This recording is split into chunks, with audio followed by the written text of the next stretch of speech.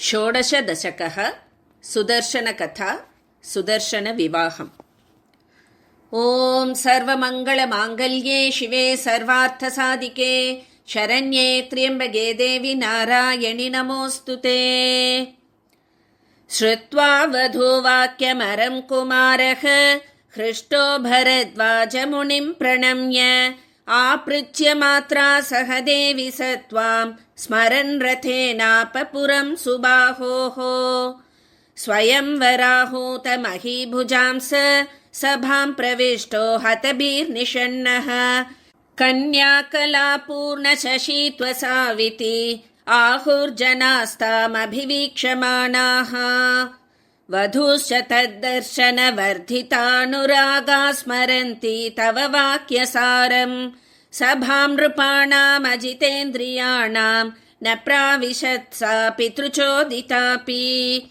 शङ्काकुलास्ते नृवरा बभूवुः उच्चैर्युधाजित् कुपितो जगाध।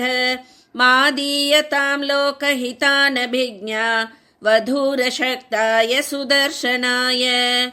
बालोऽयमित्येष मयाश्रमे प्राक् उपेक्षितः सोऽत्र रिपुत्वमेति। मायञ्च वध्वा व्रियतां व्रतश्चेत् हन्यामिमं तां च हरेयमाशु। श्रुत्वा युधाजित् वचनं नृपाला हितैषिणः केचिदुपेत्य सर्वं। सुदर्शनं प्रोचुरतापि धीरः स निर्भयो नैव चचाल देवी।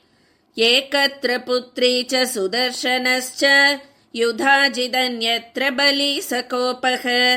तन्मध्ये गोमङ्क्षु नृपः सुबाहुः बद्धाञ्जलिः प्राह नृपान् विनम्रः। नृपावचो मे शृणुतेह बाला नायाति पुत्री मम मण्डपेऽत्र।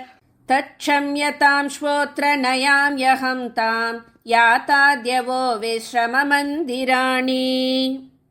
गतेषु सर्वेषु सुदर्शनस्तु त्वां संस्मरन् मातृहितानुसारी। सुबाहुना तन्निशितेन दत्तां वधूं यथा वेद्युदुवाह देवी।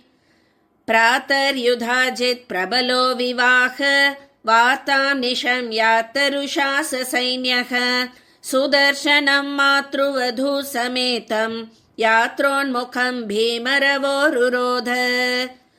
ततो रणे घोरतरे सुबाहुः क्लीं क्लीमितीशानि समुच्चचार।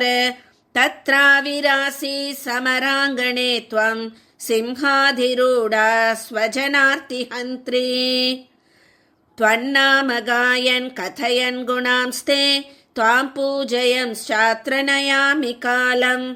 स्वप्नेऽपि दृष्टा न मया त्वमम्बे कृपां कुरु त्वं मयि ते नमोऽस्तु। ॐ श्रीमात्रे नमः।